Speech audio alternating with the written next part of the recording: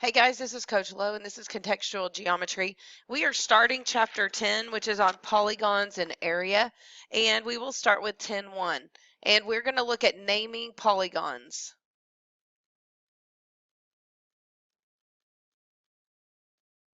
All right, so first of all, what's a polygon? Well, a polygon is a closed figure, and it is formed by segments that are called sides. So let's go ahead and draw some things that are polygons and are not polygons. All right, so polygons are closed figures that have straight sides. So even though this one looks weird, it's okay. It's a polygon. Not a polygon, let's get a figure that's not closed. So that figure is not closed. You can see that these guys do not touch right here. So endpoints have to meet. So this is not closed.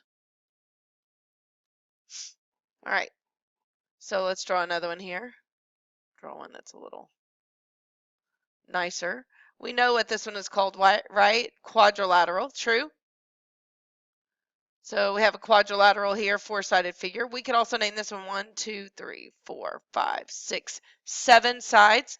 So we know that a seven-sided figure is called a heptagon. So we have a heptagon and a quadrilateral. All right, another shape that would not be a polygon. So this one is not closed, and I'll go ahead and close it. But you can see I've closed it with curves. All right, curved sides or curved pieces are a no-no. They have to be straight segments. The sides are all segments and they don't cross either. They just meet at their endpoint, so they can't meet anywhere else. So even though this is a closed figure with segments, if I bring these like this and cross them, that's a no-no as well. All right, so they cannot cross. You cannot have segments that cross. They can meet only at their endpoints. All right, so let me go ahead and draw a polygon and let's just break this guy down.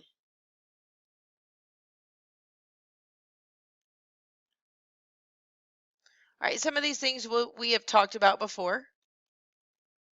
So we have vertices, vertices A, B, C, D, and E, where those edges meet. Consecutive vertices means one right after the other. So A and B would be consecutive vertices. A and C would not be consecutive vertices. When I draw a line from one vertex to another, and it's the edge of the polygon, then it's a consecutive vertex. If I draw a segment from one vertex to another and it goes through the polygon, then they are non-consecutive. So if I draw and it connects or it makes one of the sides, consecutive vertex, consecutive vertices. If it doesn't, then it's non-consecutive. Sides that share the same vertex, so I have a side, and this side share vertex B, those are called consecutive sides. So consecutive sides share a vertex.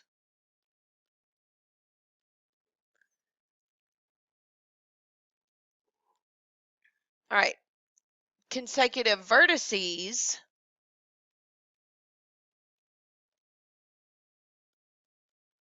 are the endpoints of a side.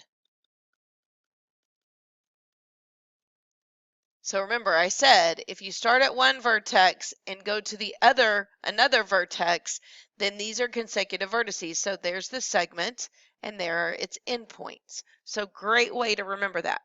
So a vertex is a point where the sides are intersecting. A segment, we talked about this just a minute ago, any segment that is non-consecutive is called a diagonal. So just a minute ago, we talked about if I connect these two, it's the side. These are consecutive vertices. If I connect segments across and it's not the side, it is called a diagonal. So I can actually draw two diagonals here. from vertex A. And we can draw a couple from vertex B, and a couple from vertex C, and a couple from vertex D, which would have already been drawn. Totally fine. All right, a regular polygon. So if you see instructions that say, this is a regular polygon, it means it's both equilateral and equiangular. Okay, so in English, what's that mean?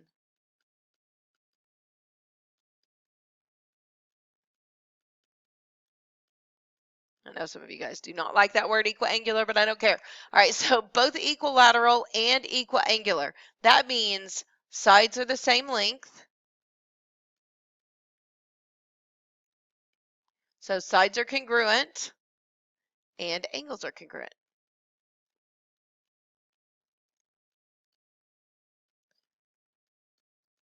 Sides are congruent, angles are congruent. Sides are the same length, angles are the same measure. That is a regular polygon. Now, it has to be both, all right? It's not one or the other.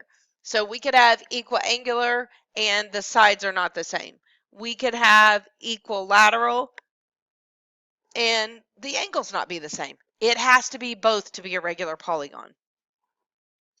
All right, so let's talk about one more thing, and then we'll make a list when I see you again of all the different names for the polygons that we use. We'll make a list of that. But let's talk about convex and concave polygons.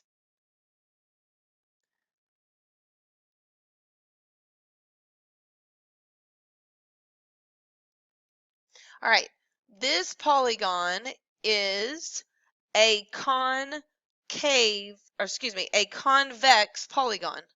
Convex polygon. This one is concave, and I always think about a side caving in when I think about concave, but convex means if I connect consecutive vertices, I'm going to say on the outside, I'm just tracing this shape. There's no going into space. It's going to stay as a trace all the way around. So as I connect these, let me grab a different color so you can see it. As I connect these around, stays on the space. It's just going to retrace that figure.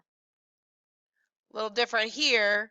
As I connect these guys around, I can stay on the figure, but if I jump from one vertex to another, all right, so stays on the figure consecutive, but if I jump from one vertex to another, on this one I stay inside the shape. What happened on this one over here? Or if I draw this one, it goes outside the shape.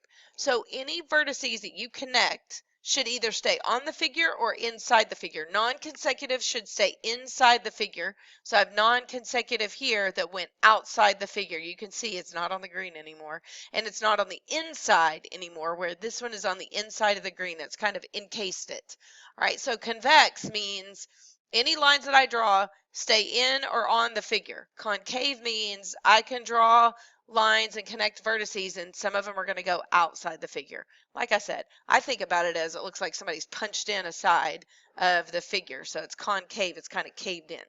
All right, so make sure that you show me your notes when you come to class. High five me sometime at some point during the day, and I'll talk to you guys later. This is Coach Lowe, and I'm out.